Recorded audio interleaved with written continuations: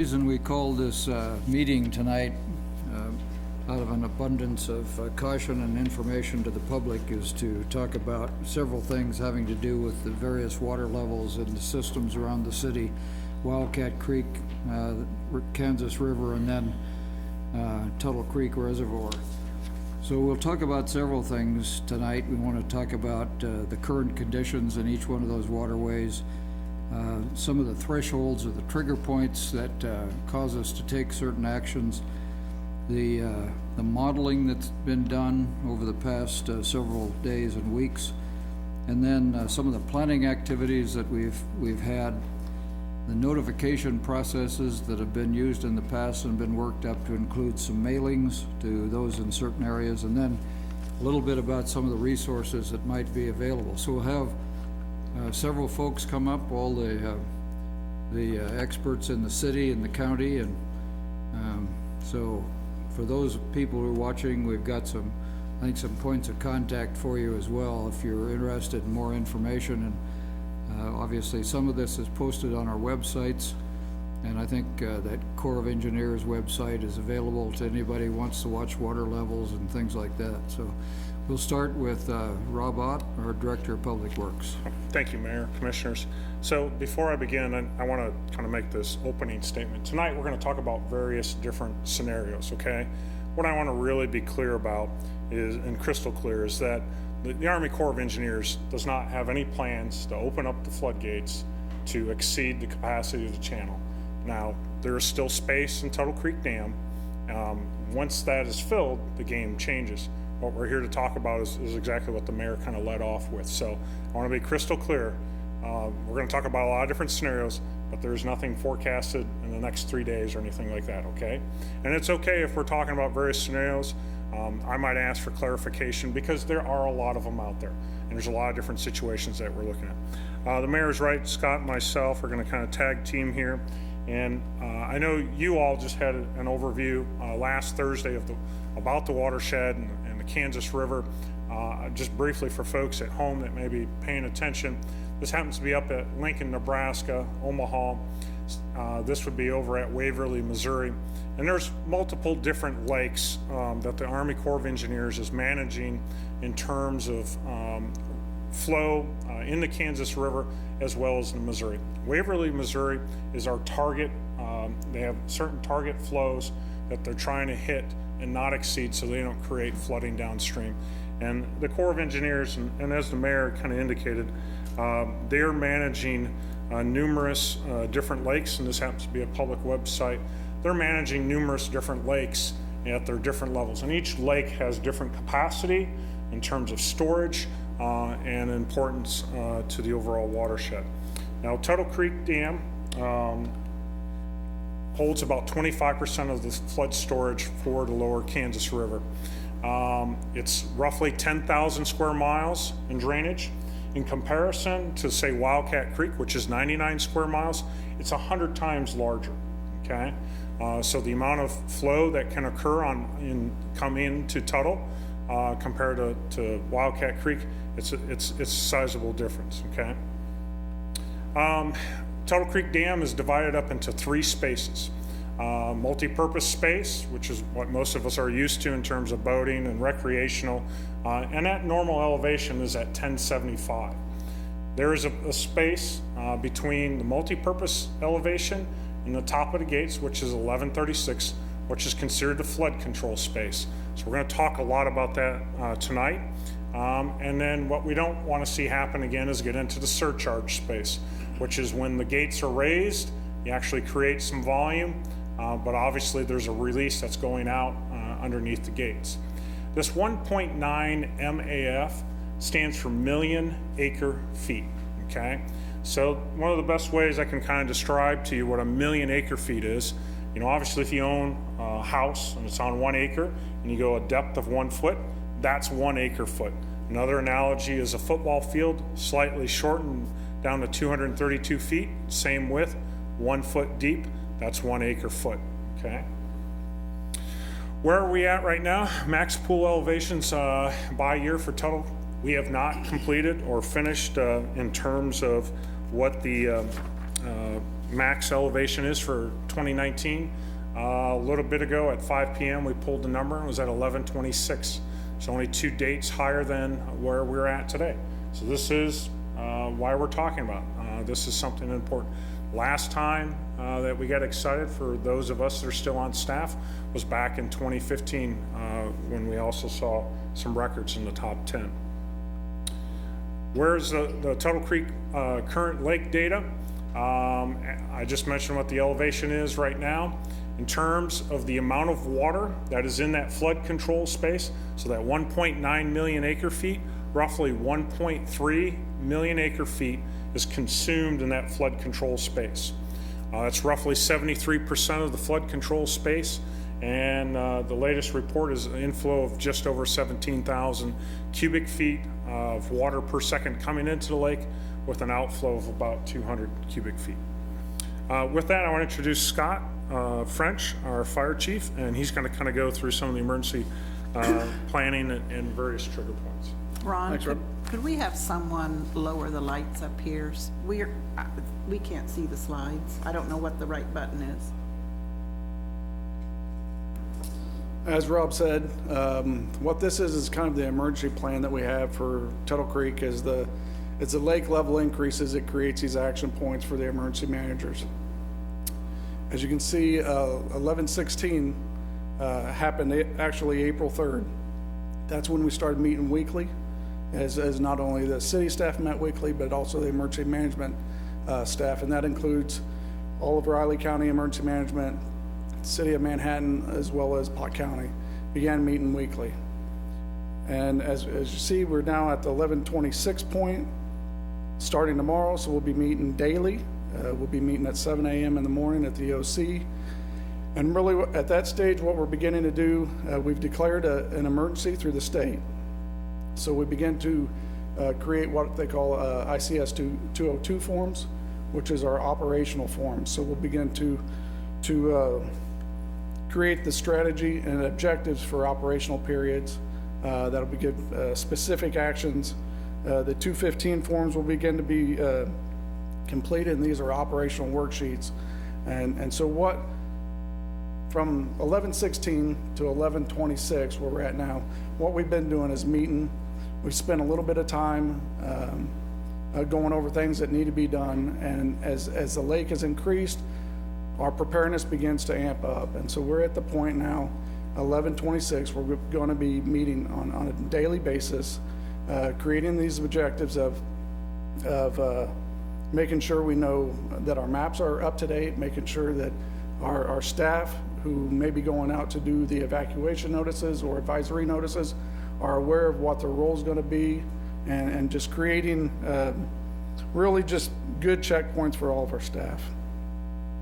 Also, one of the things that we're doing at this point is beginning to create and make sure our messaging for the evacuation notices, advisory notices, there's multiple different. When we start talking about Wildcat Creek, it's got flooding, and so a lot of our notices are based on flooding.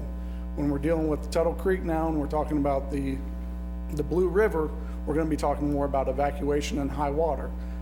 Kind of different situations. One's a flash flood, one's versus one that's slowly going to rise. So we need to make sure that we're educating the public on what those differences are.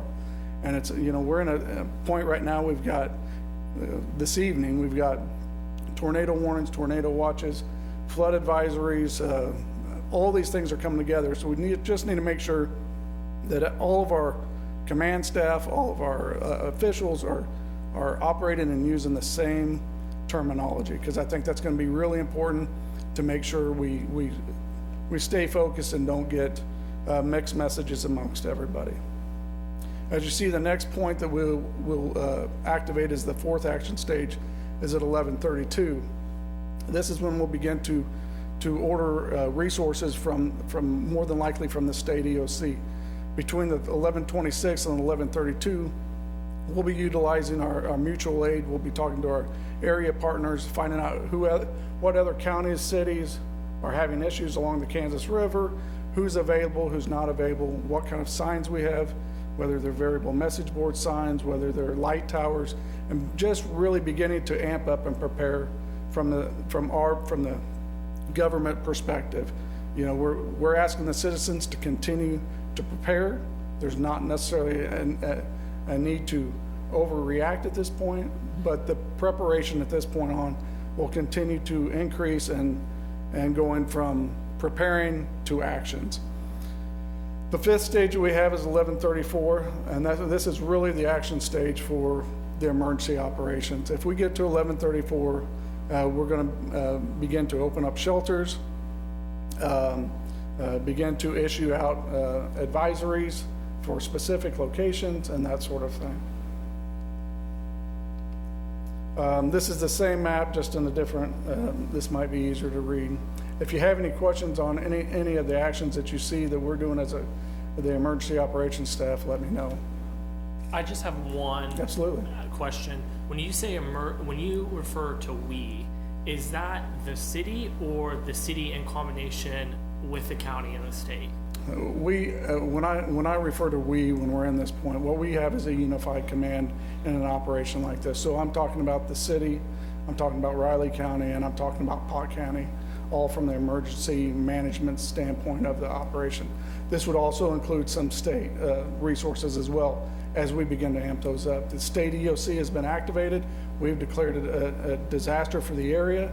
And so what we have to do then in order to get state resources or federal resources is follow the ICS, the incident command structure, and request resources through a proper channel, paperwork, that sort of thing, in order to get them. So in the event things continue to evolve and the National Guard's needed, for example, that's something that we as an emergency operations staff will make a request through the emergency manager, Riley County, Pat Collins, who will then make a request to the state EOC, who will then determine whether or not the National Guard can be sent here. Thank So you. it's just processes that we begin to work through. Now to get back to where we are, and I think a lot of credit goes to Vivian with the city as a city PIO. She's done a fabulous job of with our social media and helping create checklists and gathering the area PIOs together and helping inform the citizenry. I was here in '93, and this is something that is, in my opinion, very different from '93, is the social media aspect. And there's been a lot of good information that's been distributed. The city sent the letters to the community. We found out that some of those areas that we sent the letters are not getting the notification. They're not getting the letters because we're able to check back right now. So we'll go door to door on a specific area in the eastern casement area to notify them and let them know what's going on. But these are the three things when we talk about the notification for the Tuttle Creek for this specific issue. And that's the high water advisory. And that's just letting people know water is possibly more than likely could affect your area. And these, if we wanted to target this, we know that at roughly 20,000 CFS out of the Tuttle Creek, which is a normal outflow of the, not normal, but a high outflow out of the tubes, but not anything that hasn't happened before, that there are some specific areas, some cul-de-sacs off of Harvey that have the potential for water in their area.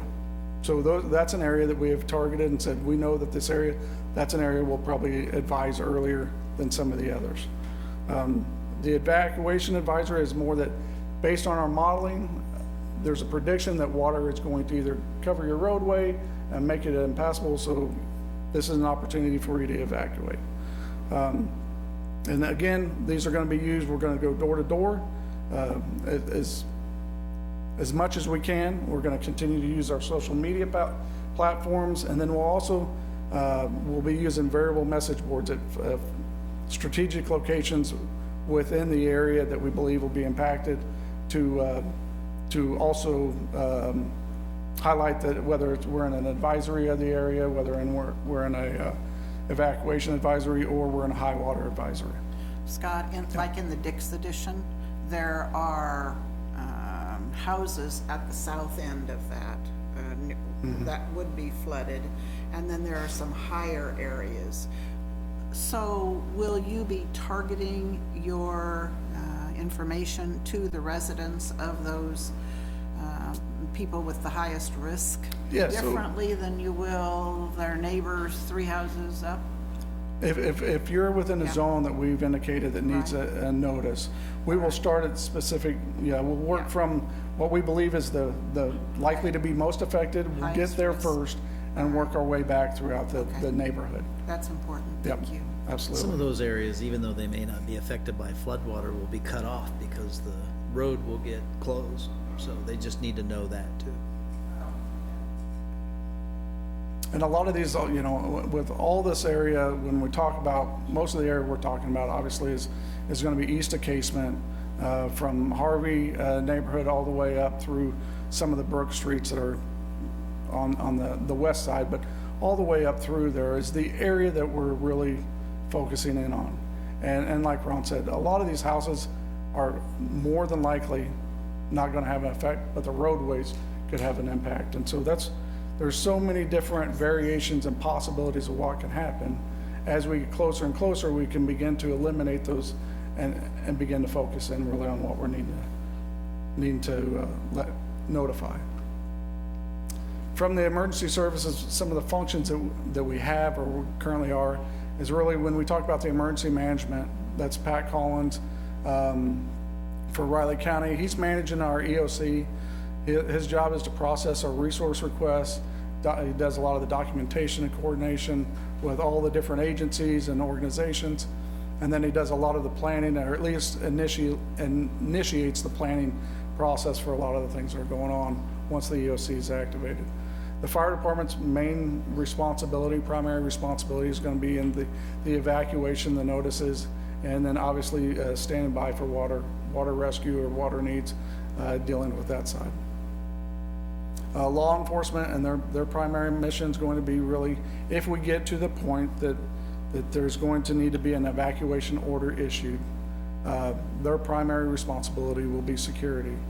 And when we talk about evacuation order, we're talking about asking people to leave their home because we will not be able to get to them with emergency services, and the likelihood of their home or ability to get in and out may be compromised at that point. When we ask people to do that, there's an expectation that when they leave, they're not going to have looters or anybody else come back in on them. So we have a responsibility to make sure that law enforcement's there to manage that. They'll also help us with the traffic management. The community is a great community, a lot of neighbors helping neighbors, and one of the things we want to make sure is we don't congest the area. If we start to get water, we don't want to congest that area and bottleneck and block everything up. Public Works, obviously Rob and his staff do a tremendous job, and you see what the work that they do, but one of their main responsibilities is levee patrol once the water gets to a certain level, and they do that on a 24-hour basis. They'll help with road closures. There's multiple tasks that they do along with our utilities, with our water plant and sewer plant. So. And then our PIO, which I think is probably going to be one of the most important groups of the whole thing, is making sure the message is clear, and when there's a misunderstanding of the message, that we have a way to try to get that right message out. I think that'll be important. And then when I talked about the targeting, one of the things we're using is the inundation mapping and the models that the city's acquired. We've divided the areas into different zones. We'll be going door to door, identifying people that have who need special assistance, whether they're elderly, whether they have medical issues, those type of things. And one of the neat things that we'll have for this year and in the future is a collector app that helps us collect data much more efficient than we have in the past. We'll be able to utilize phones and different iPads and that sort of thing and get pertinent information back to the EOC, back to the people making the objectives for the next working group of specific things. How many people are there, contact information, whether they have flood insurance, whether they have pets, whether they have a place to go. And so all those things we're going to be able to collect and begin to collect earlier than later so that we can be prepared in the event we do get water. This is basically what we've done with some of the modeling, and you can see here of the basic different zones that we've created within the Dix Edition, the Spain area, Hackberry, and this based on all the modeling that we've seen, this is the likely areas that will have some impact. But I think it's very important to stress that just because you are in red doesn't necessarily you're going to have full impact, but your neighborhood is going to be impacted, which could cause you not to be able to drive through your neighborhood, won't be able to get in and out. And so it's just important that we see that. So are there any questions for me on where we're at this point? Scott, I don't see this map in our PowerPoint. That Can you is- just identify the road right there at the bottom? Where the red ends? What is that road? You got the river and then you got 24 Oh, that's the coming. river, duh. Where's Casement at? Right there. Got it, okay. Okay, now I'm oriented, I understand. I'm sorry, this And then map, 4 Riley Boulevard's right there, okay. I was shifting everything over a little bit. This map is a work in progress, and we're continually working on it. And this is through the GIS system where we've actually have layers within it that we're working on. But I asked them to provide me at least the zone map, so you had an idea of what we're beginning to do and focus in on. Got it, thank you. and You want to throw that other map? Can up just a- you, I'm just thinking, we've got 42 kind of outcomes, that is the 6 versus 7, Kansas River versus outflow. And given those 42 scenarios, have we kind of identified the numbers that might be needing shelter and so on? That's what we're beginning to do. What we'll do is, now we have these zones, we'll overlay them with some of the census data that we have, and then we're gonna follow that up with door to door as we send people out early in that 28 to 32 lake level is when we're gonna be sending out staff to begin to hit these actual addresses and come up with better numbers. Who's gonna need shelter? How many pets are we gonna need to help with? And that sort of thing. How many students are affected? How many military is affected? We'll be able to collect that data hopefully before we get to that 1136 stage. Because I think, that'll really be important when and if it happens, then we need to have adequate places for them to go. Absolutely. Currently, our sheltering system right now, we've identified at least 2,600 beds that are available through sheltering. And now we're working on organizing those out to find out which ones will allow pets, which ones won't, and that sort of thing right now. Is one of the things that you probably can't address now, but maybe we ought to think through a little bit. But based upon the flood that we had before, have we done some initial planning on kind of how we would go about recovery? The mixture of city equipment, contractor equipment, flow of water and food, and those kind of things. We haven't gotten into that in depth. We've got what we've done in the past. What our plan will be is to, as we start to do these plannings on a daily basis, those will begin, the things we'll begin to start to plan out more. How are we gonna get to where we were before anything happened? I don't want to get ahead of Rob, because I know he's going to cover this, but, he did paint a scenario where some of the city services might be compromised, and that means 4 or 5 weeks to recover just water and sewer and so on, so. Scott, I just wanted to say, just from the points that you touched, I think you're absolutely right with social media. Just watching the video that Rob, Jason, and Chad did on Monday, along with Vivian, had, I think, over 25,000 views and was shared over 250 times. And that's exactly the way it needs to go, because there were hundreds of questions that were asked also, and I think that's that immediate interaction. They're not gonna come here, they're not gonna read the letter, and they're engaging. And even if they don't live around here, or they know somebody that lives here, they're engaging. So I think that's one of the key pieces.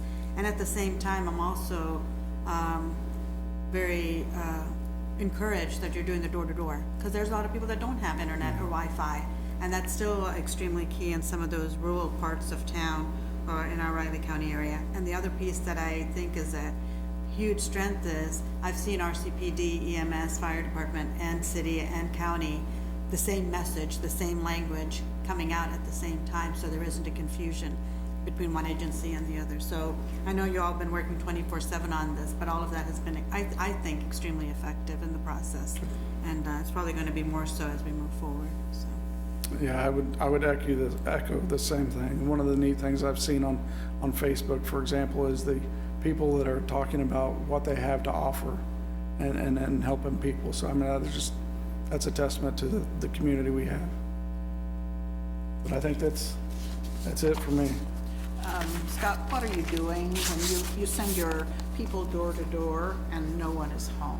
What happens then? What we'll do is we'll notice that we'll put a door hanger on that door, let them know that they can contact the city, and we're working through that process, what's actually going to be on that door hanger. But the plan will be is we will try to get back to that address. We'll have identified that address didn't have anybody home, Yeah. and we may work to change some of our hours of working. Instead of doing it 8 to 5, we may move a staff person to 5 to 10 at night Well, to and go if you're through. looking for disabled people, then, I mean, I don't know. I just, if they're not home, you can't contact them, so. Sure. Be important to make that Yeah, contact. like I say, that's the important thing between where we're at now to 11:32 is identifying all the different needs that people are going to have or do have, and there's lots of different resources we can go to try to help us locate people that may have some issues on being able to leave on their own. I just think that a lot of people work in this area, and I doubt that there are many people home during the day, so, thank you. Thank you. Yeah, the card I handed out is one of Vivian's great ideas that she's come up with in terms of things that can be handed out so folks, if they're not home, they have other means and methods to gain information and stuff. Commissioner McKee, back to your comment about this map. We've certainly, we've only had this data probably for maybe 2 weeks now. So a lot of the refinement in terms of these maps and stuff is still ongoing in discussions. It's way more data than we've ever had before, obviously way more than we had in '93. So I'm sorry this PowerPoint is literally hot off the presses, so, all right. So I'm gonna keep going. Let's see here, we got probably another 2-3 hours to go through all this.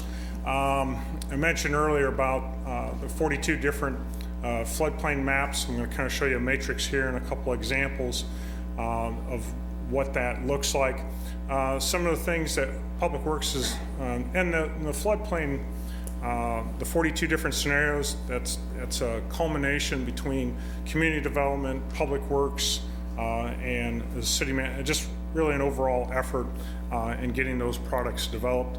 In terms of flood fighting, training and education, not only for Public Works staff, but also for Park and Rec staff as well. We've kind of gone over with our staff just basic information about Tuttle Creek Dam, so that when folks are talking to the public, our maintenance techs that are out in the field, if they do have questions, they have at least a basic understanding of kind of the different components of Tuttle Creek Dam, our levee system. We've gone over specific criteria and things that happen at the water treatment plant, wastewater treatment plant, as well as our utility folks, engineering, and our street and fleet. Our street division is responsible specifically for the protection of the levee. It protects quite a bit of investment behind it, and I'll talk about that here in a little bit. We've done hands-on SANDBAG training for our street division, and we've also secured materials for flood fighting specifically related to the levee. I mentioned the wastewater treatment plant. So again, this is one of those scenarios. So say the levee is intact, the levee isn't overtopped, its integrity is good. However, the Kansas River in this scenario can come up, and it can actually block the outflow of the wastewater treatment plant. So what you see here are actual pictures of installation that has already occurred this week in terms of pumps, because we can't gravity flow out of the plant, but the plant is operational. We have to actually lift up treated water and then put it into the Kansas River. The This happens to be the levee over here. We've already got a carrier pipe, street department. Today worked with the wastewater treatment plant folks, got the pipe. That way you all can still bike and hike on linear trail. But should the Kansas River come up and we have to lift that treated water out and discharge it, we continue to run the plant, continue to meet the standards set by KDHE and the EPA, and that way sewage doesn't back up in people's homes. And the Kansas River can come up depending upon the releases, or just, as you all have noticed, we had a flood warning on the Kansas River just this week. So that's one of the scenarios that we've already prepped for. One of the things that I often hear was, well, in 1993, it was a 100-year event. Well, in 1993, the release, or the Big Blue, was just under 60,000 cubic feet per second. According to FEMA, an actual 1% or 100-year event is closer to 71,600 cubic feet. So 93 is not the magical 1% event. There's actually events out there that are greater, and you can also see the various flows as well on the Kansas River. So I talked about the release rate matrix. So we had 42 different maps created. The reason why we did that, there is lots of different scenarios that are less than a 100-year event that can occur that affect our residents, okay? And of those different maps, because there's two different river systems, these scenarios can have different elevations, water surface elevations, created depending upon what the backflow is on the Kansas River. In 1993, it was roughly, like I said, right around 60,000 cubic feet per second, and the Kansas River was 110. So map 27 is pretty close, be slightly more conservative in terms of who would be impacted if we were to use it today. Again, there's a whole bunch of different scenarios that we've created, and I'm going to just kind of show you an example of one. This happens to be a 30,000 cubic feet per second release from Tuttle Creek Dam, but of a flow of only about 50,000 cubic feet per second on the Kansas River. That condition on the Kansas River actually existed 1 week ago, okay?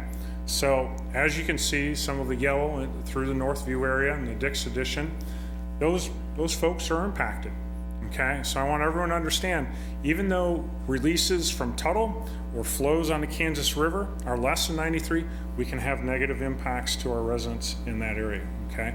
And this is how we do the better targeting in terms of who we're trying to evac and who we're trying to notify, so that as this thing escalates, we can do a better job. One thing I do want to say about these maps are really more for staff, emergency management, and versus publishing, compared to a FEMA published map, those have been scrubbed, they've been published by FEMA. We don't want folks to be using these maps to determine if they should buy flood insurance or not. They should always use the FEMA maps, so I just want to kind of provide that cautionary tale.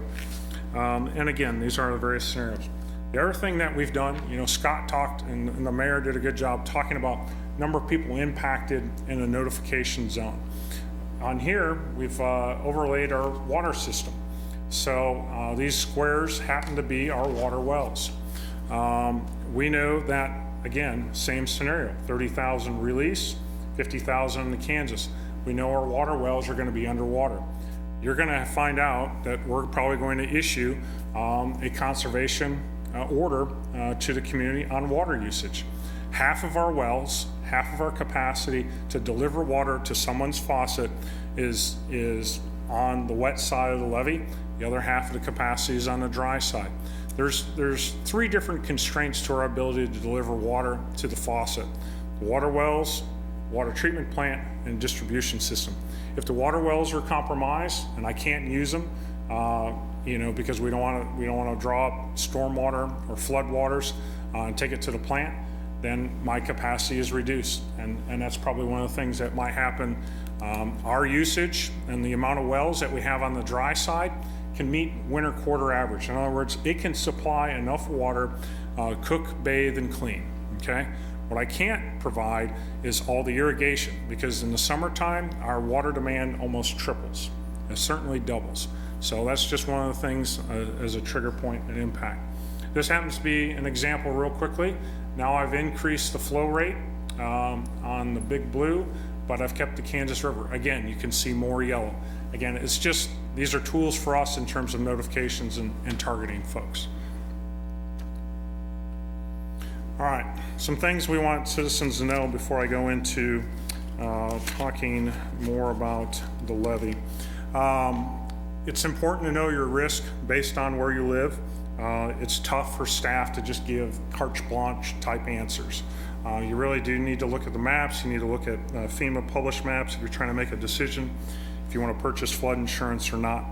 One thing that we're strongly talking to folks about in terms of a plan B is that if you are in one of these high-risk locations and you are going to be displaced, you should really mentally be prepared for 4 to 6 weeks. It's going to take a time for that water to drain out of the flood control area if there is a release from Tuttle Creek. You should think about your pets, the food for your pets, medicine for your pets, important documents, birth certificates, marriage certificates, wills, all those things, even divorce papers too. So I got a chuckle when I gave it to the chamber. Obviously you don't find it funny. So that's why engineers shouldn't tell jokes. All right, also portable hard drives with files backed up from your computer, everything from previous taxes to pictures of your family, medications, medical records, so on and so forth. Those things you should definitely have located. One thing that I often get asked about is how much time do we have? So I mentioned earlier on the lake data sheet, the remaining storage is right around 500,000 acre-feet of storage left in the lake. We use this equation here, and I talked to you a little bit about the inflow rate. What I want you to understand, just like your bathtub at home, if you turn the faucet all the way open, the bathtub fills up faster, okay? Our bathtub has a little over 500,000 acres of storage remaining. Inflow is about 17,000 cubic feet, right now. That's going to change in the next few days. It may go down, may go way down, may go down as low as 1,000 or 2,000 cubic feet per second. My whole point is Mother Nature is variable. We have to be cautious about how much remaining time there is until that fills up, but there is still time before that fills up. This equation is also true in terms of if we want to empty the flood control space. So the other thing that I want folks to understand at home is that just because it quits raining and we open up the faucet and we drain the bathtub, we want to make sure that we don't flood downstream. So there are releases the Corps can do through the tubes that will not exceed the channel capacity of the Big Blue River. So to give you an example, I told you earlier, there's 1.3 million acre feet of water in that flood control space. If the Corps of Engineers opened up the drain and drained out 16,000 cubic feet per second, how many days do you think that would take? The answer is 42 days. So what I want everyone to understand is just because it quits raining for a couple of days, the Corps is not going to magically drain down that lake in a short amount of time without inducing damages downstream. So we're in for the long haul for the summer. That's what I want folks to understand, okay?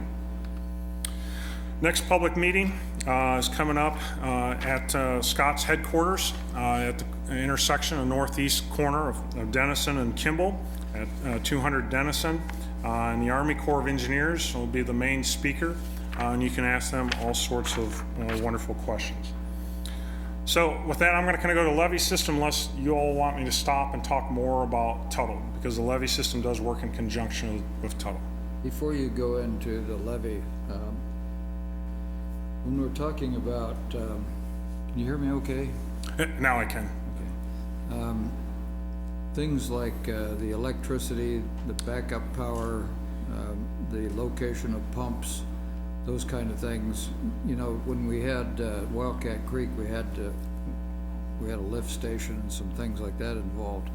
On this scenario, and when you mentioned wells on the dry side versus the wet side, kind of what are some of your concerns about the location of the electrics and the pumps and? Sure. So on the wet side of the levee, if there is a release that inundates that area, we're going to have to turn those pumps off. A lot of the electrical stuff is elevated on the wet side, and just for safety reasons, we're going to want to turn it off. We don't want to take the chance of drawing floodwaters into the plant. On the dry side, we actually have a generator. When we replaced a generator in another location, we actually recycled it. So even if we lost power to the dry side of the levee, let's say we can't use these wells, they're inundated, but we lose power to the dry side, we do have a generator that can run enough wells to draw enough water to feed the water treatment plant. The water treatment plant now has a generator, something that you all approved and has been constructed. So the water treatment plant now can deliver water. Where my concern becomes, you're asking about concerns, these are mine, is that if folks don't adhere to the conservation orders, if they don't turn off their irrigation system, what we don't want to have happen is to draw down the water towers and reduce pressure in our pipes less than 20 pounds per square inch. Because if we do so, then we have to issue boil order water orders. And we don't really want to do that. That's going to create issues not just for folks in Northview, it's going to create issues for everyone all the way to the west side, Potawatomi County Rural Water 1, Riley County Rural Water 1. So even if you live up at Tuttle Creek and your house is higher than Tuttle Creek Dam, you draw your water from us, Eureka Valley, so on. K177 as well. So those are some of my concerns. If we do have to ask folks to conserve, that they do adhere, because we don't want to start. There's already going to be enough issues going on and problems for folks to the problem solve. We don't want to task load them even more. So those are some of my concerns. But we certainly do have generators and so forth over time. And again, I credit the commission for approving those projects. We're in a much better situation today than we were in 1993. I have two quick questions, Sure. and they might be Scott questions, but your presentation made me think of them. So when we got the tornado warning today, I got the automatic alert on my phone. Does the county have an IPAWS system, or was that coming from the National Weather Service? So if the county wanted to send out an emergency alert, regardless of whether you're signed up or not through IPAWS, do they have that? We do have the capability for IPAWS. Okay, I don't know if the ones today were issued through Okay. the Weather Service or not. that's okay. And then, again, there's plenty of different scenarios that could happen, but speaking in generalities, so example, my neighborhood in Northview likely won't be affected by water, but I would assume if an event were to happen, there are only a few artilleries in the Northview neighborhood. You probably have to cut off electricity. How do you alert those people that maybe aren't directly impacted by flooding to say, if you have a friend on the west side of town you can stay with for a couple of days, do that? How do we get the word out about that? We actually had Brad Kessel from West Star in one of our meetings today. I don't know, Scott, if you want to kind of. One of the things we did with our zones, we've had West Star with us at our meetings, and that's one of the issues that comes up is if we shut power off to a whole area, they've got sump pumps, maybe they're not getting the flood water, but their basements are flood. So one of the things we're working with West Star is to overlay our maps so that we don't have to shut everybody off. We can isolate specific areas if need be where they can go in and just pull a meter rather than pulling the whole circuit. Our intent that we talked with Brad this afternoon about was sharing these data files. Just like we use GIS, they use GIS. Just like I overlaid the water system, they're going to do the same thing. So these evacuation zones, they're going to overlay it in terms of their electrical grid network. And like Scott said, how can we, if we got to turn the power off, how can we keep it as small and tight as possible? Got it. That's really good to know, because I think for some of my neighbors and people I've talked to that live in the Northview neighborhood that realize it probably won't be directly impacted by flooding, they're almost assuming that that's going to happen. So thank you for saying that. And thank you for doing those kind of preparations. And I will say there will be some areas that obviously we won't be able to do Absolutely. anything Yeah, about that. yeah. Rob? Yes, ma'am. Excuse me, you mentioned about using the FEMA maps for the flood insurance. Excuse me. Is it too late for people to buy flood insurance? I'll turn to chat. I would say, excuse me. I would say no. Again, I don't want to give everybody how many days we have remaining because that inflow fluctuates. Is there time? I think there's still time. I don't know if Chad's got a different answer. There is a, most national flood insurance program policies has a 30-day waiting period or validation period, if you will. So by all means, I would encourage people to purchase flood insurance. As Rob just said, we don't know if things will get bad or when things will get bad. So no one's crystal ball is as good as anybody else's. So I would most definitely encourage people to get flood insurance. You don't have to be in a high-risk flood zone to get flood insurance. So if you're anywhere concerned about flooding, be it from the Big Blue River, the Kansas River, Wildcat Creek, or just this weekend we had a number of areas in the older part of the grid system of the city that flooding was a concern. If you can get rained on, you could flood, and you should be looking at flood insurance. So definitely look into it. Yeah, that window's getting smaller though. It really is.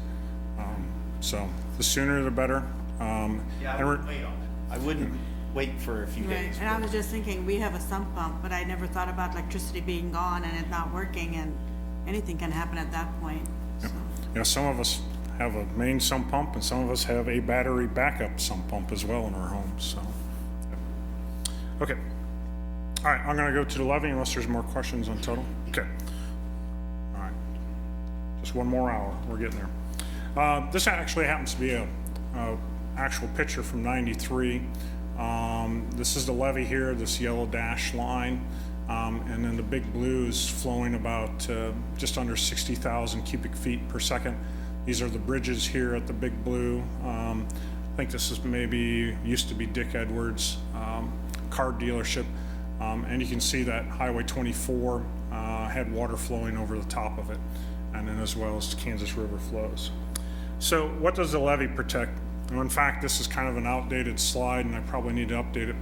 The amount of investment in terms of property value behind the levee is actually closer to $1.5 billion if the levee were to fail. And the population risk behind that is closer to 10,000 today. What is still accurate on this slide is that it is roughly 5.5 miles long, and it covers two different river systems, the Big Blue and the Kansas.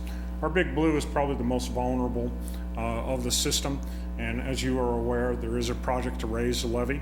Our levee is certified for a 1% event, but because of Tuttle Creek and the interaction with it in terms of flows that have come into Tuttle in the past, there's a project to raise the levee. That has not started. I don't want anyone to think that the levee is not up to code or to standard. It is. We recently had an inspection. My employees worked very hard in maintaining it, not only the gate well structures, but in conjunction with Park and Rec. They've really helped us in terms of turf management as well. And there isn't any construction that's going on the levee right now to compromise it. So I just want to be clear to the public about that. The levee is our responsibility.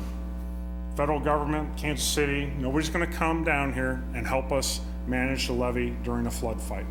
That's the responsibility of the city of Manhattan, specifically delegated to Public Works and our street department, augmented by other departments as well as we get overloaded with tasks.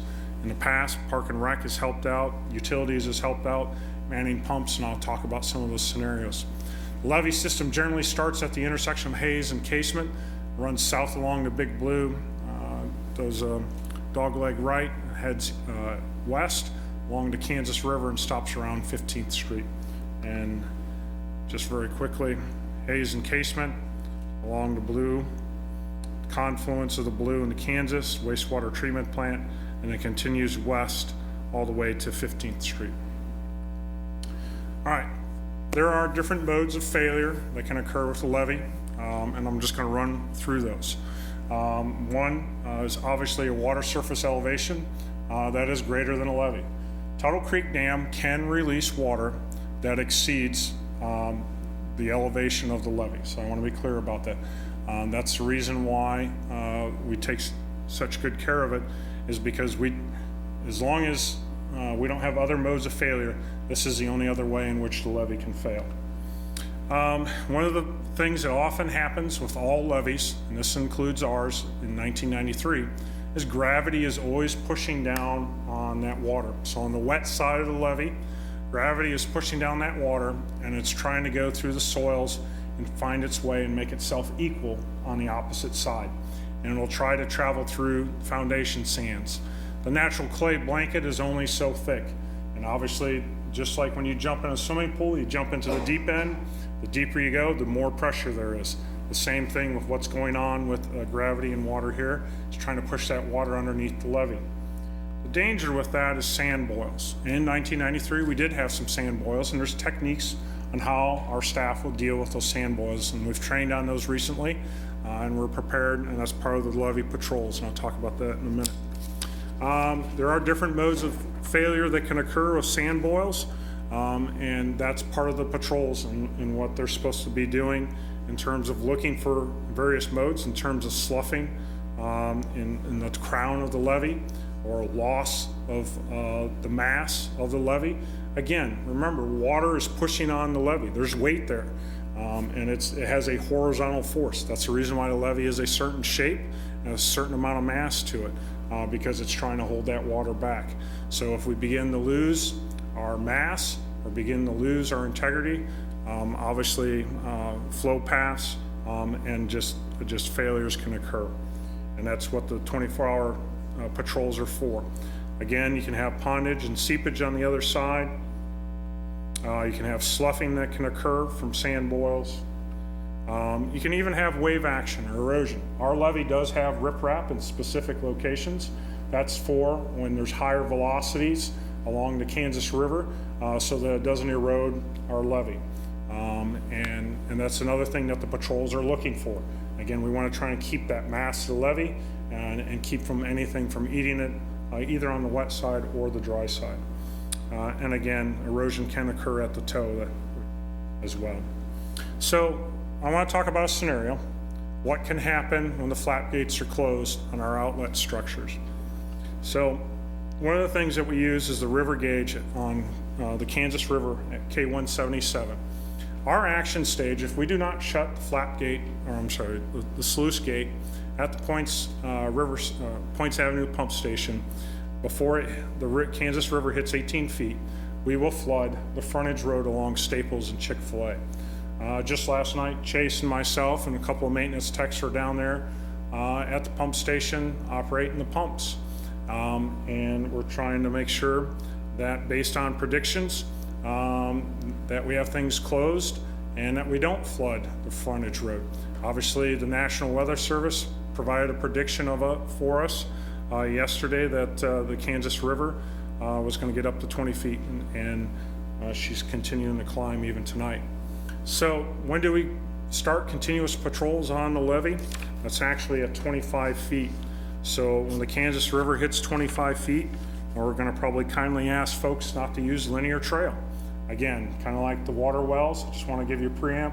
It's not because we're trying to be mean, it's that we're going to be driving up and down the levee. Our guys have to inspect various different features. They're looking for modes of failure. They're reporting in water surface elevations, and they're also inspecting the gate well structures as well. There's a checklist that they have to follow, and so forth. One of the features that they have to check and report in hourly, this just happens to be a slope gauge. So the top of the levee is always set at 100 feet. So if Chase and Jeff's guys call in, the street department guys call in, and they say the water's at 95, that means there's 5 feet of freeboard between the water surface and the top of the levee. Now obviously the water surface differential can be different along both systems, whether it's the Blue system or the Kansas River system. What I told these guys I never want to hear is that the water's at 102. So that means water's flowing 2 feet over the top of the levee, and I don't want to hear that. There's 13 different locations, and these little green asterisks are where they're at along the levee. We do have some sandbag gaps. They're intentional gaps in the levee system, so that the UP, I just told you where they're at. The UP Railroad can go through, or cars and traffic can go through at South Manhattan. It does require quite a few sandbags to close both locations. In 1993, the Union Pacific Railroad Bridge Gap was closed. The South Manhattan Gap was not closed. And as you can see, that's quite a few sandbags for both locations. Again, we did some training. The sandbag pyramid, the only thing I really want to point out here is that in terms of our training, if folks at home are going to try and do sandbags, it's a 1 to 3 ratio. So for every 1 foot up, you want to be 3 feet wide. If you think you're going to go up 3 feet and you're going to go 100 feet long, that's over 4,500 sandbags that you need just to go 100 feet, 3 feet high to build it to standards so she doesn't fail. Sandbag gaps, again, Union Pacific Railroad over here by the big blue bridges, and then many folks are familiar with South Manhattan out to Hunter's Island, that gap as well. At the Union Pacific Railroad Bridge, there is a concrete sill. During our certification for the levee a number of years ago, we actually GPSed in where the concrete sill is. There are CAD drawings and documented exactly where it is. That's all nice and dandy unless it's 2 a.m. in the morning and it happens to be maintenance techs and operators that get told to, hey, go fill in that sandbag gap. So we've gone out there, physically showed them where it is, and we've even marked on the rails where that concrete sill is. GPS and high-tech stuff is all fine and dandy, but in the middle of the night, when the folks that are actually doing the work, we've done some actually hands-on and ground truthing of where are these features. There's many different penetrations through the levee, and I'm going to talk about a scenario here of what happens. There's 13 different structures, and what happens when all those structures are closed, where can ponding occur? So this is a little bit back, I guess, Commissioner McKee, of your question, even if I'm not in an inundation area, am I at risk? So this map here and this scenario here is an example of a high river condition on the Kansas, as well as the big blue, where all our gate structures are closed. Those flap gates, there's pressure, they've shut them. We only have 2 permanent pumps set up. We have the Points pump station down here at the junction of 24 and K18 or the mall entrance. And then we also have some pumps down here at South Manhattan. There are other penetrations throughout the system that we don't have permanent pumps. This is a scenario in which backwater can occur. If it rains inside the downtown east watershed, these are areas that can be impounded. I've talked with Eddie. Eddie knows that this location happens to be over by his animal shelter. Obviously, when releases are going to occur from Tuttle, one of the contingencies is we'll be requesting, this goes back to a little bit, Mayor, about additional resources. We will have to bring in temporary pumps to these various locations where those penetrations are closed or will be closed once the releases occur, so that if we do have a rainfall event inside the city limits, we can pump that water out of the bathtub and over the levee and keep folks that are behind the levee dry. Even though there's no failure to levee, there's no compromise to levee, that is a scenario that can occur. And I've certainly been talking with Gina Scroggs for downtown Manhattan. The same thing right now, this evening, this gateway well structure is closed. The good thing is this system is open, but it does put downtown at a little bit of a risk, because the only way to get water out of the city right now for certain systems is our pumps. So again, that communication with other folks. And these just happen to be zoomed in maps again. Animal shelter that's over here, Hayes Encasement, Staples, Chick-fil-A area. This would be McCall Road, this would be Bluemont, and then over by the wastewater treatment plant as well. And then down by South Manhattan. So I don't want to spend too much time. So I've probably used up, I'm probably going to get the grandiose windbag award for tonight. The only other thing that I want some folks in the audience to ask earlier, where do we get all our data and are these things available publicly? And the answer is yes. There's a lot of different things that are all available publicly. And I know that Vivian's been putting lots of different links on our flood information on our website. Again, if you want to look at whether it's Wildcat Creek and its various elevations, or what Tuttle Creek Dam is doing, as well as there certainly are reports out there that the Corps of Engineers publish every day. You want to know what's going on at Milford and what their levels are, you can look at, again, this is all public available information. So Mayor, Commissioners, that kind of concludes mine and Scott's portion. I know Chad was also going to talk about Wildcat Creek tonight, but I'll stand for any questions. It seemed like one of the questions I get asked a lot, and again, this is only at a point things get bad, right? But it seemed like in '93, and I was exactly 1 year old, so if I'm wrong. It's okay, I was studying hydrology in college, and hydraulics. Tell me if I'm wrong, but it seemed like there was a lot of sandbags that people were using in neighborhoods. Where did those sandbags come from? Were they all bought personally, or did the city or county provide those? I'll have to defer to Ron, I wasn't here. So in '93, the emergency management and the Corps did make sandbags available to the public. Again, there has never been a release prior to that from the spillway, so nobody really knew what What was would gonna happen. happen. Matter of fact, our community development department had survey duty and were measuring the rise on the levee and in different areas of the city with each release, so that we could better judge what the next release was going to do. And so technology has been wonderful. So again, emergency management controls that. There was a lot of time spent on sandbagging to try and build a wall around the Dix addition. When that started, there was time because the lake was filling up a lot slower, and that perceived that process would be effective. Well, what people didn't realize is at a certain elevation, that water broke through on the backside and wiped all that out. So we're not really recommending that folks do a lot of public sandbag wall building to protect areas. What the Riley County Emergency Manager has indicated, they have a limited number, and they're issuing some sandbags to people that they know are in affected zones that are primarily to be used for covering like doorways and window wells and that sort of thing. So it's not necessarily a case, at least from the Riley County perspective, that the sandbags aren't available or we couldn't make the sandbags available. It's the case that they were ineffective last time, because that's the question I get more than anything. Sure, that's part of it. I mean, they can be, if somebody wants to. My understanding is the Corps may have resources for sandbags. Okay. We only have enough sandbags to take care of critical infrastructure for us to fill our sandbag gap, so we do not have the sandbags to be able to provide the public. See, I helped them fill sandbags in '93. I was still in the Army then, but, we did.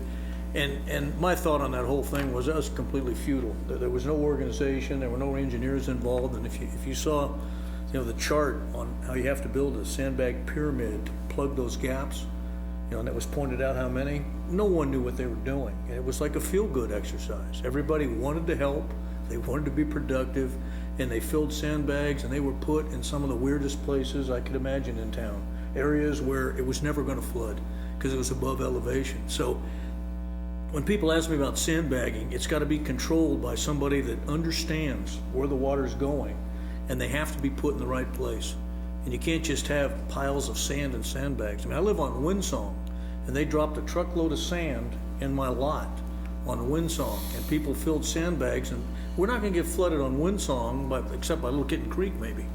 And so the whole thing to me was just absolutely crazy, and that was because we didn't have the technology to understand where the water was going, and the city didn't want to say, well, no, you can't do it, because then it would act like we didn't care. But it's got to be managed by folks that know what they're doing with the limited resources. And that giant wall in Dix Addition, I helped build that, and of course it was absolutely a waste of time, and those houses have been bought out since then. They don't even exist anymore. So that's my take on it. When, for those of us who have filled sandbags, that is probably the most time-consuming task that I can imagine. So even with funnels, where you fill from the top and hold the bag underneath, and one of the things I know we do in the military is use HESCO barriers. Have you thought about those things where you just fill this, like this 6 by 6 by 6 reinforced bag up with sand? And for these gap fillers, I can imagine trying to fill 4,500 sandbags in a timely way, or even have them stockpiled, because they rot.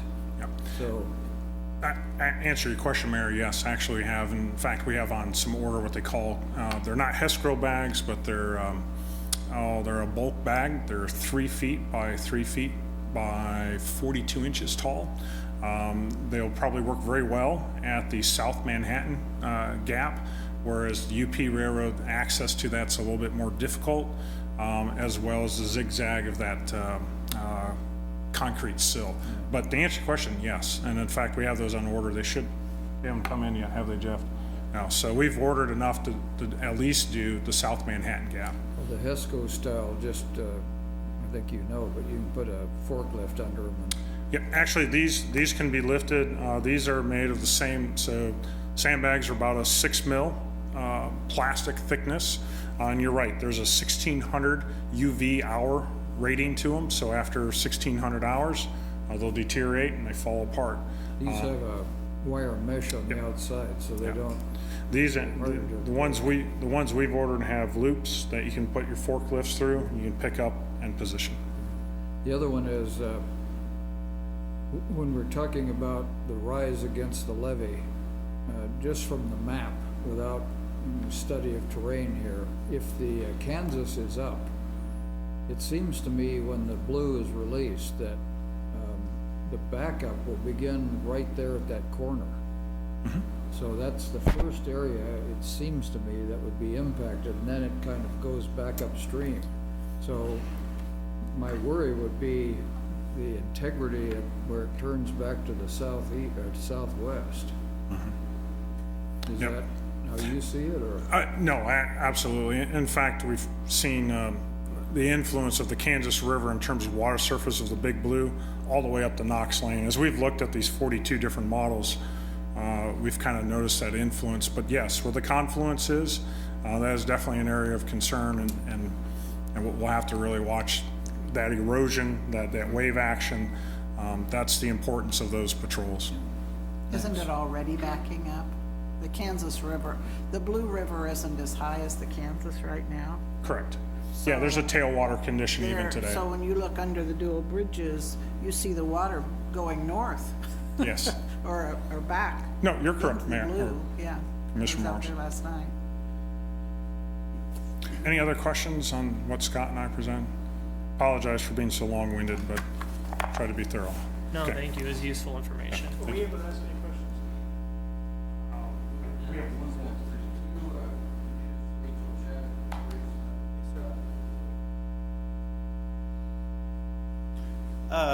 My comments are going to be brief, and then I saw a number of questions about flood insurance online with Facebook, so I expanded a little bit, but I'll be succinct.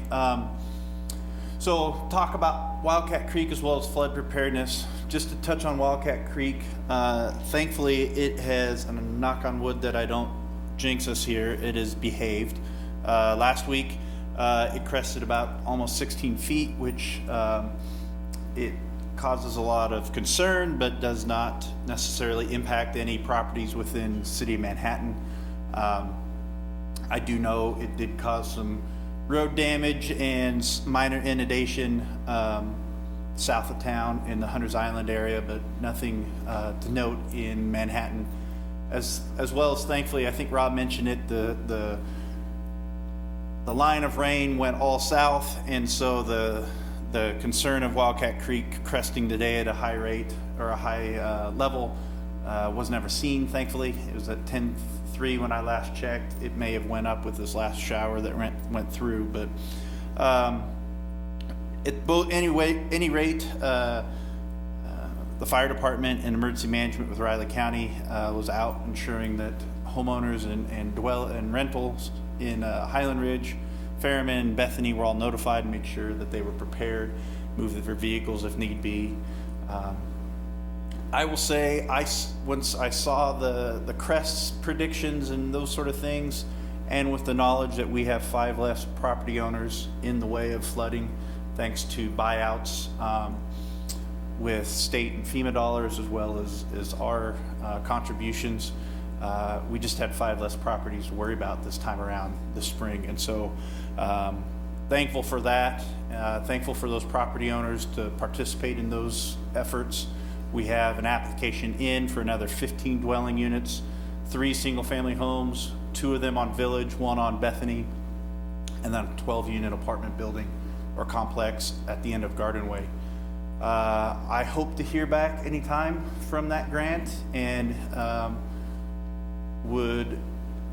I'm eager to move on that grant, as well as the property owners, to rid those, a number of those properties have been substantially damaged, and so they need to be raised, and those property owners are willing and excited to have that occur. So we've done that on Wildcat Creek.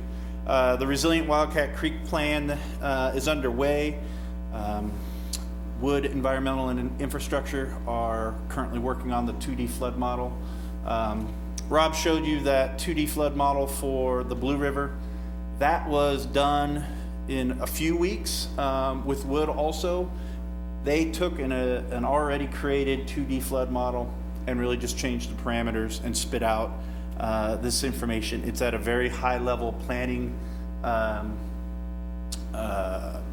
information. It has not been ridiculed with FEMA or the Corps' quality control and assurance protocols. So it's really rough. It's good just for planning. The 2D flood model we'll get for Wildcat Creek will be to the high engineering standards, so we'll be able to model things. Rob's crews, the Riley County's crews, engineers will be able to get in and fine-tune design off of that model. And so that'll take about another 4 to 5 months to complete, but once we get it, we'll have some amazing information. We've also nearly completed the Social Vulnerability Index. What that'll do is help our staff, as well as you, in some decision making in how best to respond, prepare for, respond, and recover after an emergency. And so that will give us an idea of where some vulnerable populations are within the city and county, so we can fine tune our efforts there. Tomorrow, Thursday night, we have our next Citizen Advisory Committee meeting. They've met 3 times already. I appreciate Commissioner Butler and Commissioner Morris for attending those. We've had some great discussions. We've drafted some goals for that plan, just to kind of give us some guidance. And Thursday's meeting will be going through, I think, an exciting brainstorming activity to look at infrastructure throughout the watershed that Riley County and the city and our other partners could do to help better protect and reduce that flood risk. If you don't have any questions, do you have any questions on the Wildcat Creek effort? Can you just remind everybody, when you get, this is in general terms, when you get a downstream flow, and I think the bottom of that bridge over Wildcat Creek at Scenic is something like 23.5 feet. Yeah, somewhere in that ballpark. So is that the precursor for worry about it going around? That is, going, say, down up over behind where Charlie Pottorff is, and then through those apartments, and then down to, I'm trying to just think of the scenario where it comes up behind where Ward Morgan is, and then into the bottom of Garden Way. Is that kind of predicated on a overtopping of the bridge? I mean, is that how we tell? There are certainly physical indicators out there. What I do when I know the rain's coming or have a projection is to go to this National Weather Service site, and I know our emergency managers, Rob, Scott, and Ryan do. So it has the hydrograph on there for this particular bridge, if it'll work. And then you can take that value or any other value you wish and play around with the inundation map at your property or at the bridge. So you mentioned 23 feet. That's the elevation of the stream at this point. That's a height that does cause a lot of concern. The Potroff property definitely gets wet there. Bethany Drive certainly sees water. They're one of the first, as well as Village Drive here.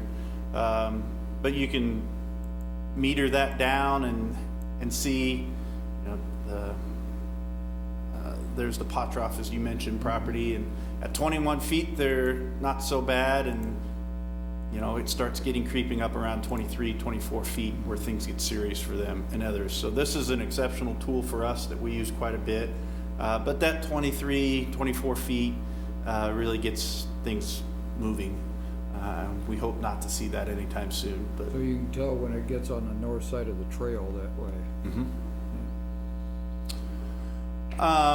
Any other questions about Wildcat Creek? Yeah. Does it matter, even though it's not rising so fast, that area is so saturated? Doesn't that happen faster, or?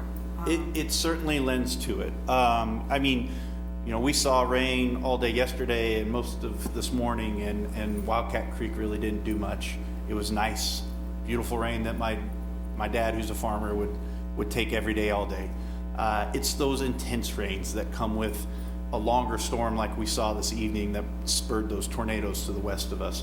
Those intense, hard driving rains where we get several, an inch an hour, half inch, 3/4 of an inch to an inch an hour. Those are the ones that concern us because it's already saturated, and when it comes down in buckets, it just runs off and causes issues. And I think that's why those areas are sometimes of a higher concern, because it can happen so fast. Most definitely, yep. As opposed to some of the other areas, you can really have precautionary measures in place, but this just happens flash flood so quickly in a span of 30 minutes even, Yeah. or an hour, and you're done. That's exactly right. And that's why we focused our attention on Wildcat Creek with those hazard mitigation grants. Is we certainly recognize that other areas of town could benefit from those.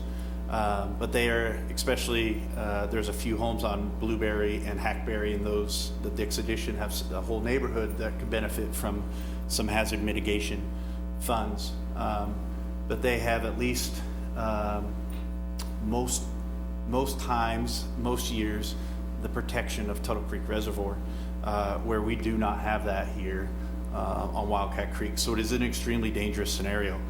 Flash floods that happen within a couple hours. The water's here in an hour and catches a lot of people off guard. And so that's why we have focused our attentions with grant dollars in this area to get people that have been most at risk out of the way.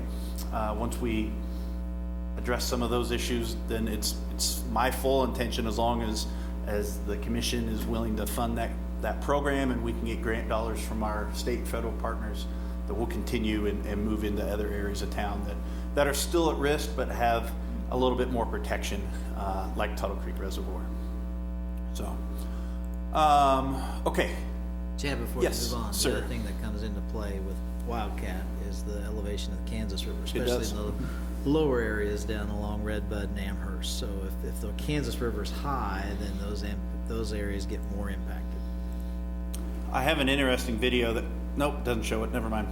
I have a video that I could pull up later that shows that tailwater of the Kansas, when the Kansas is very high, just where that water flows. It doesn't have the impact of Wildcat Creek, but it shows you how far the Kansas River can reach back into the creek. So I can show that later if anybody cares. Anything else? Well, I'm Commissioner? just curious, because the Kansas River is in play now. For all along, we've been saying, it's not in play. Well, now it is. And it is in a minor flooding stage, as I would call it. What is the predictor for the Kansas River? Is it going to continue to rise? Is it going to stay at a certain rate as you have? Rob or Scott, have you guys watched that? I mean, they got a lot of rain the last several days, and so I can only I imagine mean, it you will can go up. predict 5 days out, know when it's going to crest, things like that, and I'm just asking, what is the I prediction? guess I got the map here, don't I? It was at 18, predicted to go to 18, but that was before this afternoon's rains. Just as an example, in 93, it was almost 30 feet. So that was,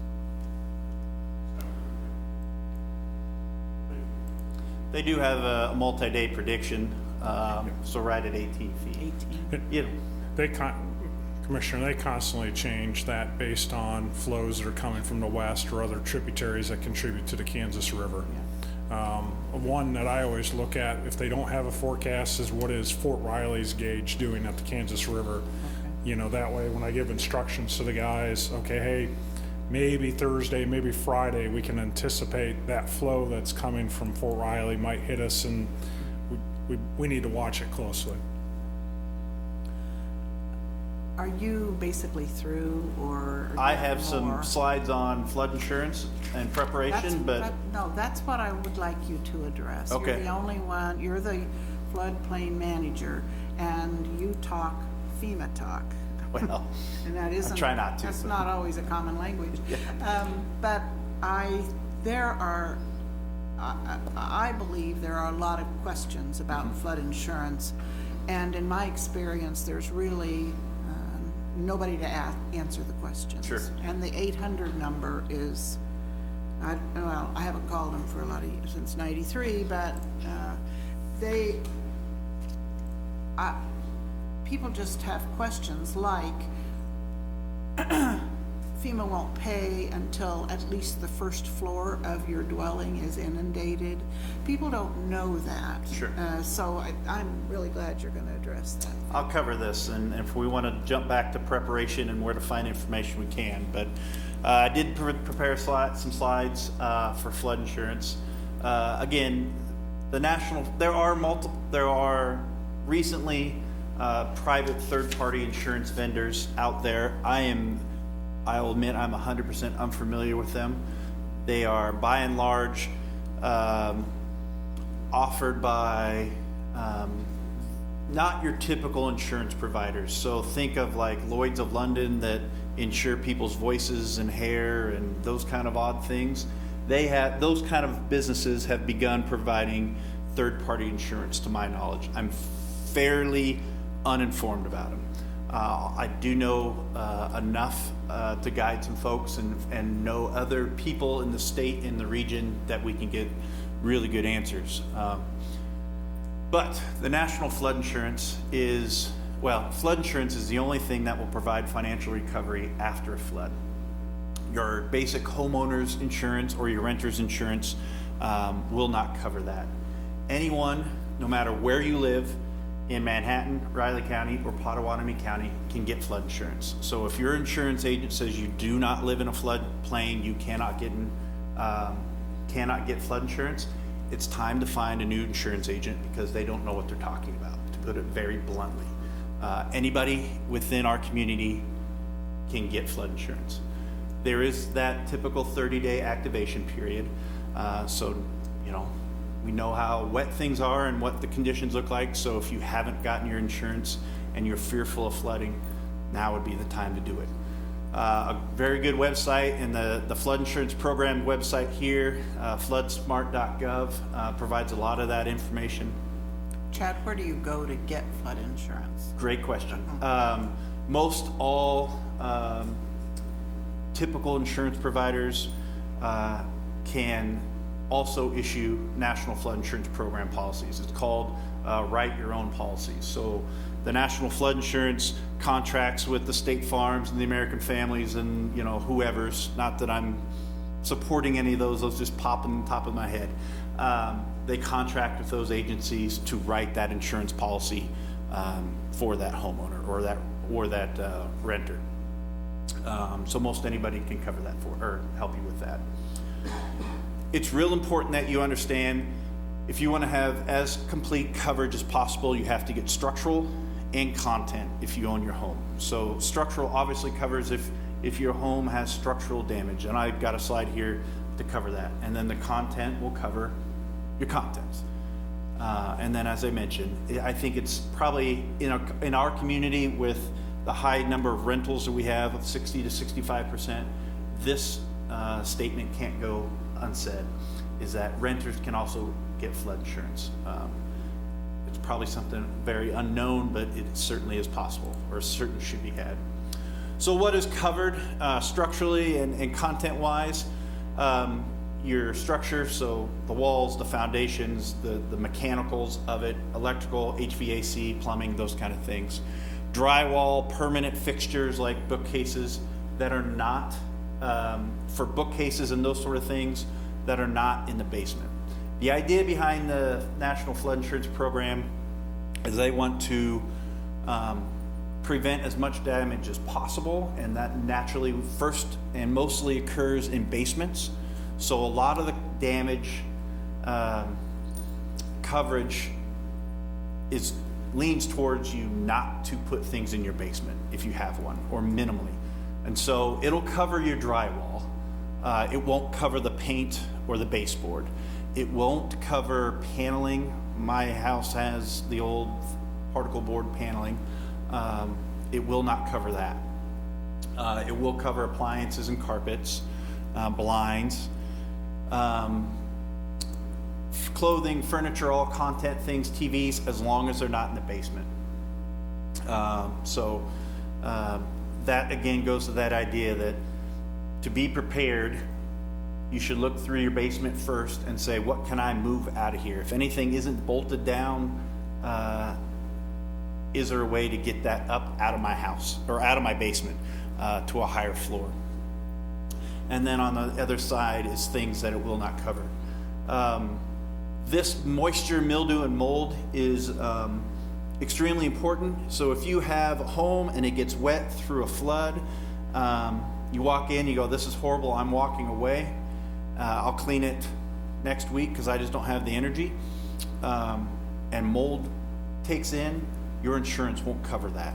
You have to get that place dried out quickly. And we have some information for folks if this ever occurs on how to dry out and clean out your home quickly to prevent that mold. Because once that mold sets in and you are shown not to do anything to prevent that, your insurance coverage will be limited. So any other questions? I saw a question, I answered it on Facebook, and I'll address it here. Someone mentioned that they were concerned that flood insurance won't cover a man-made flood. It will most definitely cover what we're facing with Tuttle Creek Reservoir if it releases. That is not considered a man-made flood through the National Flood Insurance Program. Things that they do consider man-made is if your washer overflowed or your water heater burst and caused flooding in your basement. It won't cover those things, but it will cover what we're having to discuss and prepare for. It will most definitely cover that. So, and again, if your insurance agent or your insurance adjuster tells you otherwise, have them talk to me because I'll set them straight, because that's not correct, and that's not what the insurance program's about. Also, in '93, I heard a lot of stories about sewer backups and groundwater intrusion into basements, and insurance not covering that. I have had it verified that if your neighborhood is verified to have flooding, the flood insurance program will cover those damages. If you're on the other side of the town on top of a hill and you don't claim a flood in your neighborhood and you get a backup or groundwater intrusion, it won't cover that. But if you're in an area that is flooded on Wildcat Creek or the Blue River and you have that occur, it will most definitely cover it. And again, if your insurance agent says no, happy to talk with them. We'll get this figured out. Any other questions on insurance? It's a lot. It's something that no one wants to deal with, but it is going to be the one thing that will get you back in the right direction. And if Rob could talk for 3 hours on the levee, I could talk a lot longer on the pros and cons of the flood insurance program. But it is going to help us in the long haul. I'm wondering about the possibility of, much as we're having some meetings that have special attention to the flooding, at some point it would be helpful to have some special sessions on flood insurance. Sure. Because it isn't easy to understand, and unless you get really deep into it or have it happen to you or your neighbors. Yep. So because once you are are successful in getting flood insurance, your agent is no help to you whatsoever. They cannot answer one question. All they do is sell it. Those are things that people need to know so that it's not as frustrating. They just, so you have some experience that you could share, and that I think would be helpful to the people that are inundated. Yeah. Certainly. And we not, could certainly- maybe not wait till then, because as you say, you can predict where it's gonna go. So those are the people that you would target. I don't want to create an unreasonable expectation in the middle of a flood that you're going to have time to do that either, but I just think it's so important. And so if you can clone yourself, that'd be good. I'm working on it, and I can find friends within the state and the region that Yeah. could help in one of those meetings. I agree. Serious stuff. So I have a few slides on preparation. I won't go through them. We've covered it unless someone would like me to. The one thing on preparation, and kind of going back to the sandbag discussion, is I fully agree and appreciate the need to do something when you're faced with the scenarios that we're faced with. And sandbagging makes good sense to have to do something. But I would most definitely say, first and foremost, get yourself prepared. Know where you'll go, know where you're going to move things, know where you can get safe storage, know what you have to move, get supplies, that kind of stuff first before we start concerning about building sandbags or plasticking our house. Those kind of things is put your energy towards how you're going to prepare, or if you're to the point you want to prepare, put your energy towards that is what I would highly recommend.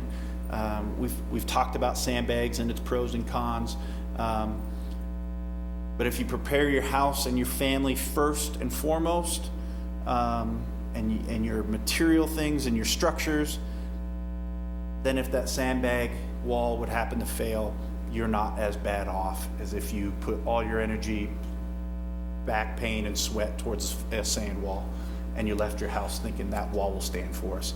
Because there'll always be a bigger storm. There'll always be a larger release that we just can't predict. Some things can happen, and so I'd rather have us be prepared within our house and with our neighbors, meeting our neighbors and helping them out before we move on to structural things like that. So I don't know if you have any more questions.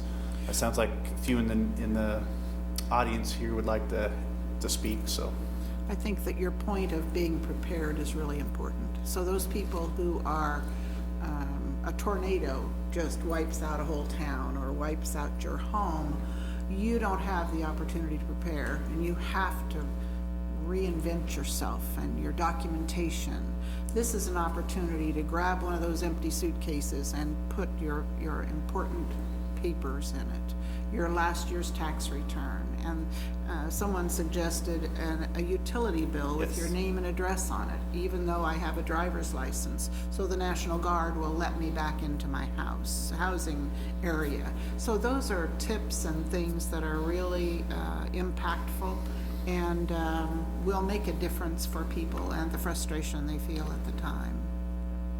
And nothing will make them feel good. no, I fully get that, and that's how I'm wired. Is I see a problem, I'm going to work all day and night until I fix that problem, and it makes sense in that regard. That sandbags would make sense, but I would rather us focus attention on our house.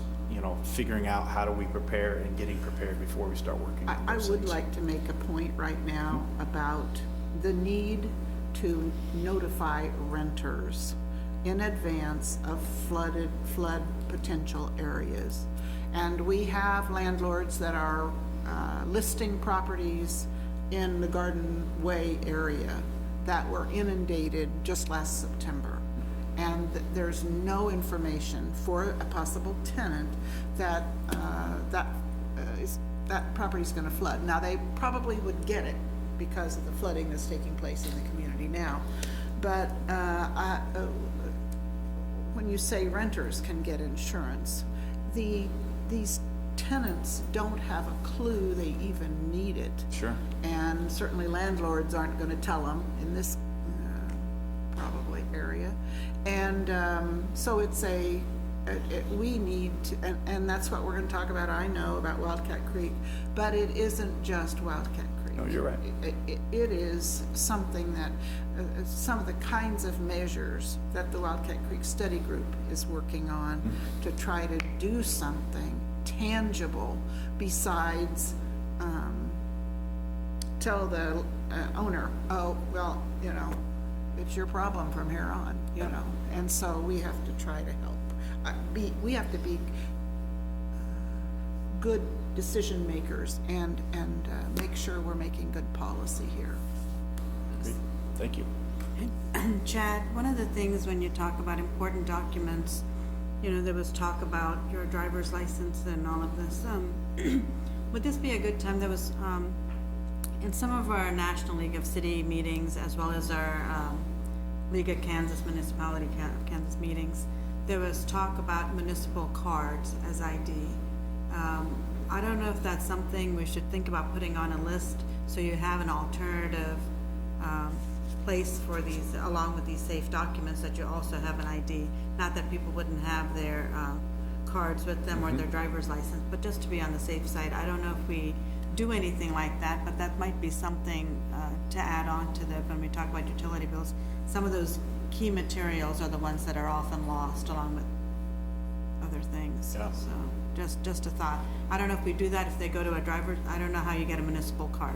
I don't know. I'm not familiar with that either. We'll have to do some research on it. That's something I'm not familiar with. Because there's a lot of people that don't have driver's licenses anymore. So that's something to consider. I've read in the Topeka paper that they have implemented it as a municipal ID, and they have more homeless and more perhaps so, but it's situational. I would say it would be unique to any particular area or city. And you're right, it would be good to at least explore it and just talk about it. I think that's something we need to look into, because there's a lot of students that don't have driver's licenses. Fewer students are getting driver's licenses, and seniors don't have them, and not children. You know, they don't have a license. They may not even have an ID. In order, if somebody gets lost and all of the chaos that may go on, everybody needs an ID of some kind. So that's something we should probably look at a future meeting. Great. Okay, thanks, Chad. Thank you. Appreciate it. Normally what we do when we ask people to come forward, we normally have just statements to be made, but if there's no objection, I think in this case we've got some value to be gained by having people ask questions that maybe we didn't think of. So now's the time. If you would like to ask a question, please come forward and just tell us who you are, where you live, and then ask your question, please. My name is Rick Swango. I'm actually a resident of Junction City, but I own a business that helps take care of this community here, and got some questions, being one that actually deploys into hurricane and flood affected areas frequently, that I didn't hear raised. For instance, volunteer efforts after the fact. I did see something about a citizen advisory committee. But after these events, and you have tens, hundreds of homes that could be affected, I've seen in some communities where they'll actually come together and they will help with flood cuts and removals and of debris and stuff from homes. Is that the committee that I heard this being brought up earlier? Well, my question was recovery, so I think that's about the same thing. Can you take that one? One of the things I was going to say is after our last effort that we had, I can't think of the term that we used for the community where we met at the St. Thomas More Church. The MARC, the multi-agency? The MARC, where we gathered the people, found out what they needed, began that process of gathering the information, of putting needs with people that have the ability to do. In '93, it was another effort where we created, utilizing the Bramlage, where we created a volunteer center and began to do that. And so part of our process and where we're at here is we'll begin to lay that out, as well as creating those where the volunteers can go. One of the things I know that we'll probably get, if we start getting a lot of flooding, is boats. People will want to provide boats. So we'll begin to start laying out what people have and can provide, and staging that and organizing that from that perspective. So I'm assuming that that's something that'll come out with those different layers where you guys progress up through. Correct, Okay. yeah. And Vivian, correct me if I'm wrong, but on the city website right now, on the flood page, there is a button that someone could click if they wanted to volunteer, just to say what they would be able to make available. Am I mistaken about that? I thought I saw it the other day when I was looking at the flood page. We have a place where people can sign up to be part of a list. Got it, yeah. So that we can send out information that, hey, there's a call for this, and we kind of have a list of resources, and we started that back after the Labor Day flood. Got it. Thank you. Thank you. Also, an event that's coming up here within the next month is the Country Stampede. I'm just curious, is this going to be a safe event to still happen? How could this be affected with people coming into the community with the water levels? So that'll be addressed by the Corps in their contract with the state park and the state park's contract with the event holders. So that'll be coordinated, but because if there are releases from the spillway, it could flood that particular area. So that's not something we're typically involved in, but those contracts would stipulate what would occur. I think so far, what he's announced, what the sponsors announced, that there were 3 campsites that might be compromised, as well as 1 station. But as Ron said, it depends on the scenario. Sure. And my last question, again, going into a lot of these events, travel. I saw one photo where 24 was flooded over in 93. Are there other major arteries or routes that could be affected besides 24 that we would need to maybe pre-plan and know what we would need to do to get around town? That would probably be the main one. There's only one lane, or I think it's the eastbound lanes that got flooded in 93. Obviously, there's some more local roads like Casement. I think Barnes was open the whole time. So there would be some limited ability. Obviously, the Corps has the dam road closed now, so I doubt that they would reopen that until that construction project's done. So right now, it's fairly limited, the number of roads that would likely be closed, but that's going to depend on the event. It also depends on the Kansas River and what its condition is. So I think in 93, like K99 in Wamego was closed. I want to say Zinedale Road, K18, was probably closed as well. So there are some other state routes that could be impacted depending upon what the final release is, and as well as what the backflow is of the Kansas as well. As Ron mentioned, there's definitely local roads east of 24 that'll be closed. The photos from 93 show that as you cross the bridge, you go about another 100 feet, or maybe 100, a little more than that, and then for about 300 yards, that eastbound lane was underwater. The westbound lane, however, was above water. There's about a 10 or 15 foot elevation difference between those east and west lanes. So arguably, you could still route traffic two-way on the west, what normally is a westbound lane.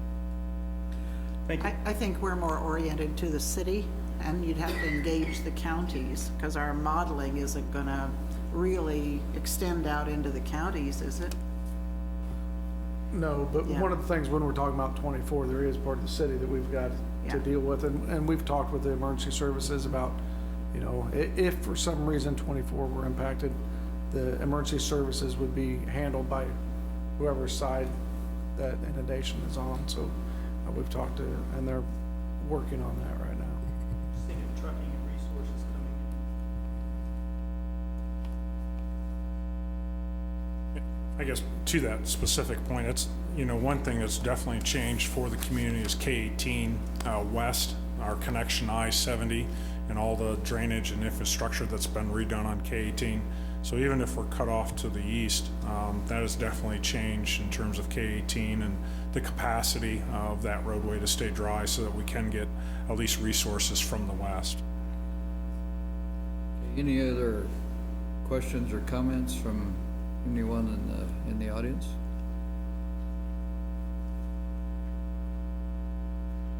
Hi, my name is Sarah Siders. I'm a resident of Northview, and I live basically at the corner of Griffith Drive and Casement, so right by the Northview School.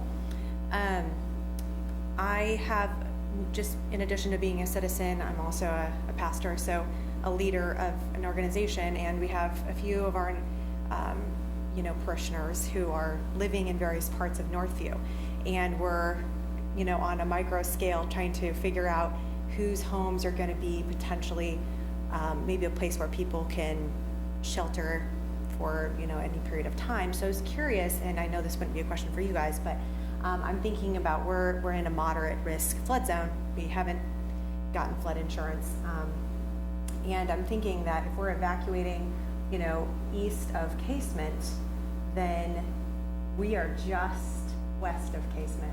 And I'm going, wait a minute, am I gonna need to pack up the dog and the cat and the kids and head out?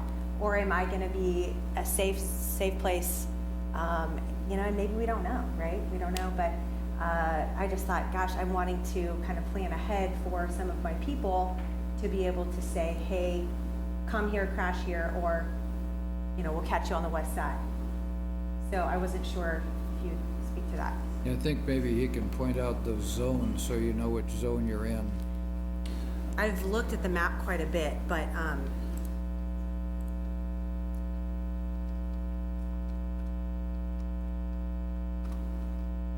maybe you can't, maybe give me some advice and say you should probably plan to leave, or you could probably plan to be a shelter zone. So this happens to be the Riley County Community GIS website, and folks and friends that I have that have contacted me, one of the things that I often look at, and when they give me their address, is I send them the site to look at, what happened in '93.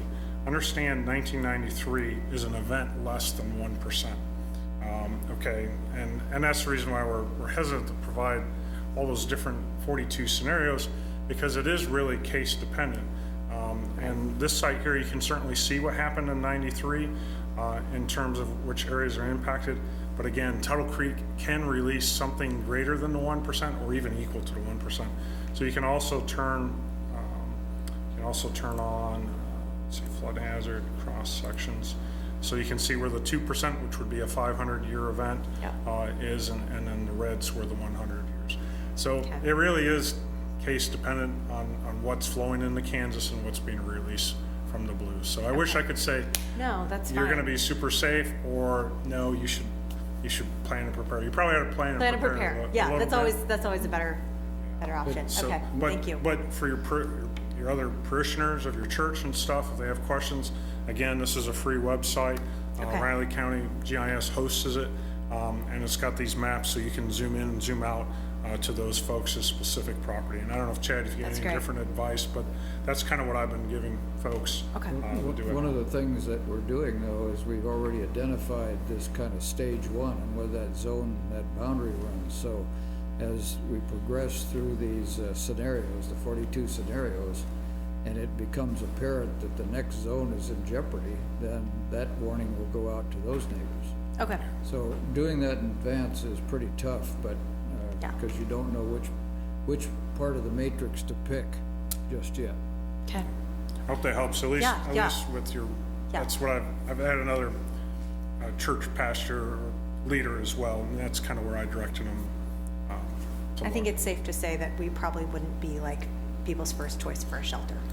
I think it's Have a plan C. It's important also to know that in the Knoxbury edition in 1993, the residents, the streets were flooded.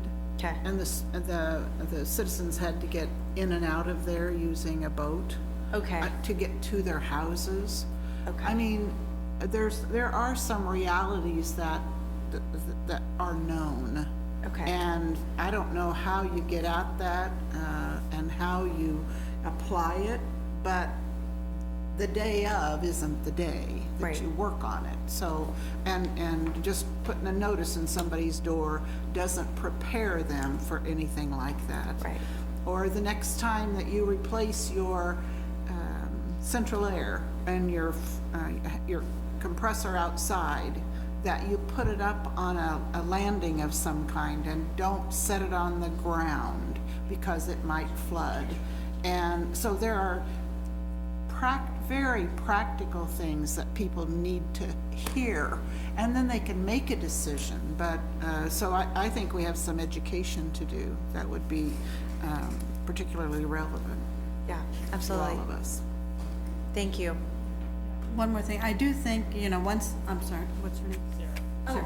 So, yeah. I don't want to walk away. What I was thinking is, one of the things you can do is, after this phase is over, we have these every single year, when it's a downtime, maybe you can have one of our city staff come and take a look to see how to prepare for these or where you need to go and all of that. It's like when schools do fire drills and lockdowns and lockouts, we have professionals come and guide us because we're just lay people and we don't know and we think we do. So Yeah. when they do a fire exit, we don't know, we shouldn't have certain things on billboards and things, bulletin boards and things of that sort. So if they come to your area of worship, they can also guide what you can and can't do, or how you should do it appropriately. So do it when there's less a sense of urgency, I guess. Yeah, that's a great Just to be point. prepared. 'Cause this is Obviously, gonna happen every year. well, that's the whole thing, is having 100-year events happening 25 years apart. It's kind of like, oh, we're having to think differently And, about and in this. Kansas, we're going to have heavy rains. That's just Yeah. a norm, along with tornadoes and winds and of that sort. So. Yes, absolutely. Thank you.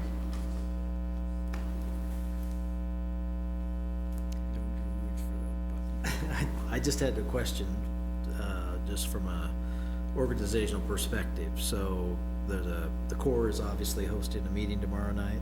Are any of you planning to attend that? So there's two. Okay. We'll notice it. That's all I wanted to know. Okay.